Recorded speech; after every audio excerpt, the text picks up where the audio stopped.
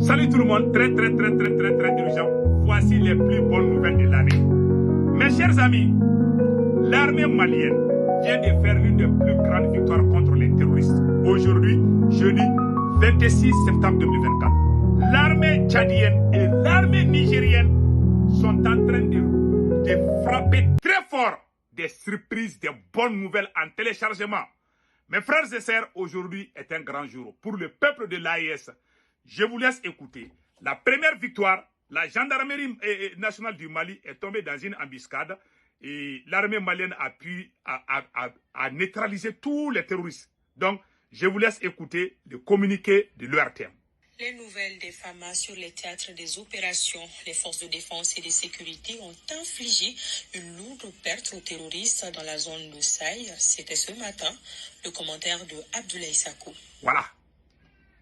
L'état-major général des armées informe l'opinion que dans la matinée du 25 septembre 2024, une unité de la gendarmerie nationale engagée dans une mission de sécurisation a été prise à partie par un groupe armé terroriste dans la zone de Saï.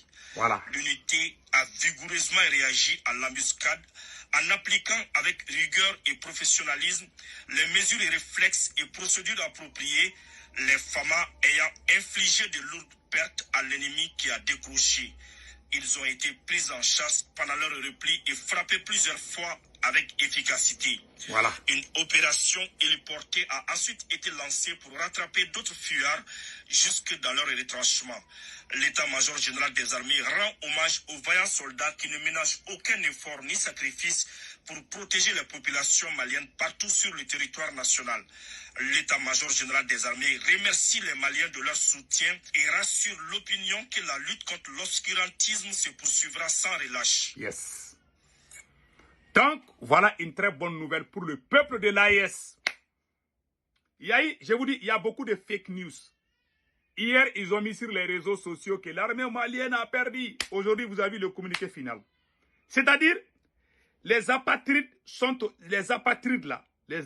du Mali, du Burkina et du Niger là, sont en connivence avec les terroristes. Quand les terroristes frappent nos populations, ils sont contents.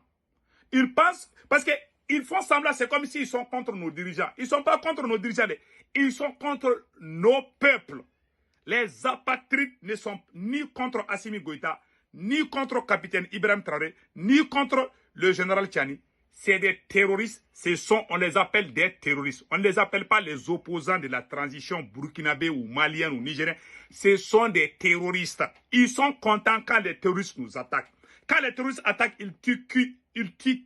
Ils tuent la population civile. Et ils sont contents de ça. Ça veut dire qu'ils sont nos ennemis. Ils sont les premiers à publier. Ah, ils ont frappé. Ah, le président, il ne peut plus. Ce n'est pas président. Ils sont contents de la mort. Comment une personne peut se réjouir du mal de son prochain? Parce que toi, tu n'aimes pas le président. Ce n'est pas une question de président. Ils sont des terroristes. Voilà, c'est tout. Aujourd'hui, parce qu'hier, ils avaient publié que l'armée malienne a perdu beaucoup de gens, blablabla. Aujourd'hui, on a vu les images. Moi-même, j'ai eu peur de parler de ça. Donc, quand j'ai eu la confirmation de l'ORTM, je suis sorti. Il y a beaucoup de gens qui m'ont appelé hier. Ah, Sékou Toumbara. Ah, on a vu sur... Parce que la page des ennemis, des apatrides, ont publié partout hier. Ah, l'armée malienne. Ah, l'armée malienne. Ils ont pris un camp de l'armée malienne. Dja, c'est fou. On a vu les images tout de suite. Hein. Ça, la télévision nationale du Mali vient de confirmer que c'est fou. Donc, allez-y dormir. Allons-y au Tchad. L'armée tchadienne et l'armée nigérienne viennent de faire une grande victoire contre les terroristes depuis la frontière entre le Niger et le Tchad. Et regardons, mes chers amis, aujourd'hui est un grand jour. Maintenant, regardons. Au sein de la FMM, une mission conjointe entre les forces armées nigériennes et tchadiennes a été lancée pour sécuriser les secteurs stratégiques de Bilabrim, Ngoudou, Boulam et Chéléa. Voilà. Malgré les conditions météorologiques difficiles liées à la saison des pluies qui rendent les pistes presque impraticables, cette mission a été menée avec succès. Les forces conjointes ont non seulement renforcé la sécurité dans ces zones sensibles, voilà, mais également dissuadé les groupes armés d'intensifier leurs activités criminelles. Voilà. Dans une autre opération, une patrouille dans la zone d'Agadem a découvert un dépôt clandestin de carburant entre Agadi et Djibela, probablement utilisé pour approvisionner des trafiquants en transit. Plus de 1000 litres de carburant ont été saisis et détruits sur place, perturbant ainsi les activités criminelles de la région. Voilà. Dans la région d'Agadez, à la fin du week-end dernier, une unité de l'opération Garkwa, en mission près du puits d'Inakal, a intercepté un véhicule transportant des marchandises illégales. La fuite du véhicule a permis la saisie de 21 briques de chanvre indien, des cordeaux détonants, du mercure et divers autres produits dangereux. Par ailleurs, des orpailleurs en route de Tabarkat vers l'Algérie ont été attaqués par des bandits armés à une quinzaine de kilomètres de la frontière. Alertée rapidement, une patrouille militaire a été dépêchée sur les lieux, neutralisant 2 criminels et capturant un 3e. À la frontière entre l'Algérie et le Niger. Vous avez vu maintenant? Les bandits armés ont quitté l'Algérie pour venir attaquer le Niger. Les voilà ici. Voilà, les voilà ici. Vous voyez? Vous voyez ces voyous là. Maintenant, je vous ai dit, les pays voisins là, ils sont pas honnêtes avec nous. Écoutons maintenant. Parmi le matériel saisi figurait une arme AK-47, Vous avez vu? un RPG-7 et le véhicule utilisé par les assaillants. Dans le cadre de l'opération Inchinkasa, les forces de défense et de sécurité ont procédé à plusieurs arrestations cette semaine dans la ville de Niamey et ses environs. Parmi les individus interpellés, on note notamment un suspect pris en flagrant délit de sabotage d'une installation électrique dans un quartier de la capitale. Un autre individu. Vous voyez ces individus-là.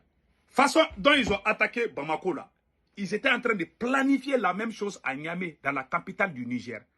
Donc, mes frères et sœurs, je salue le professionnalisme, le courage et la détermination des forces de défense et de sécurité du Niger.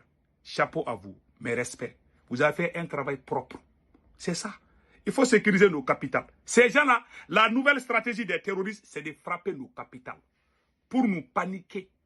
Pour créer les paniques totales. Mais Dieu est au contrôle. Nous remercions le Tout-Puissant Allah et nous allons gagner ce combat. Inch'Allah.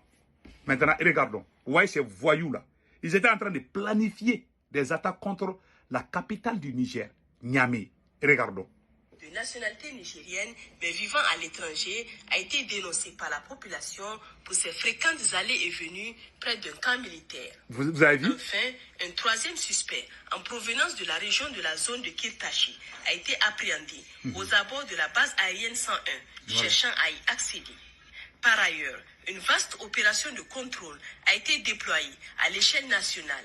Celle-ci se traduit par une intensification des contrôles d'identité accompagnée de fouilles de véhicules lorsque nécessaire, notamment au niveau des principales artères et des zones sensibles. C'est ça. Ces mesures visent à renforcer le maillage sécuritaire et à prévenir toute tentative d'infiltration de terroristes. Vous avez vu maintenant? Je dis chapeau, je dis bravo et chapeau aux autorités du Niger. Maintenant, allons-y. Ils ont fait une autre grande victoire que je vais vous montrer. Ça, c'est une grande surprise. Nous disons bravo et chapeau au FDS du Niger. Écoutons ça, c'est très très important. Voilà. Facilitant ainsi l'intervention rapide des forces armées. Par exemple, le dimanche 22 septembre au soir, une patrouille mixte des FDS a intercepté des bandits armés ayant volé du bétail dans les secteurs de Tinwaché et Inazé. Grâce à cette intervention, 220 têtes de bétail ont été récupérées et sont en cours de restitution à leurs propriétaires légitimes. Dans le cadre de cette lutte acharnée contre le terrorisme, un suspect présumé être un agent de renseignement au service des groupes terroristes a été interpellé à Makolondi. Donc vous avez vu maintenant, voilà. L'individu a été trouvé en possession de munitions de guerre à proximité d'un dispositif militaire, ce qui laisse fortement penser qu'il tentait de collecter des informations au profit de ses employeurs. Voilà des bonnes nouvelles. Ils ont volé. Et ils disent qu'ils font la guerre de djihad. Ce n'est pas la guerre de djihad. Est-ce qu'un bon musulman doit voler? Ces gens-là ne sont pas des musulmans. Ils volent, ils tuent. Est-ce que Dieu a dit dans le Coran de tuer et de voler? Ils volent les bétails. Vous avez vu? Ils ont récupéré les bétails volés par ces voyous-là. Ce sont des criminels. Je vous dis, il ne faut pas écouter les gens qui disent « Ah, ces gens-là, ils se battent pour Allah. » Allah n'a jamais dit de voler. Il n'est ni écrit dans les Bibles, dans le Coran, qu'on doit voler pour défendre Dieu. Ça, c'est faux. Ce sont des voleurs, des narcotrafiquants, des voyous, des mercenaires de la France. Point final. Allez-y dormir. Passez un excellent week-end. Que Dieu bénisse et chapeau au FDS du Niger. Chapeau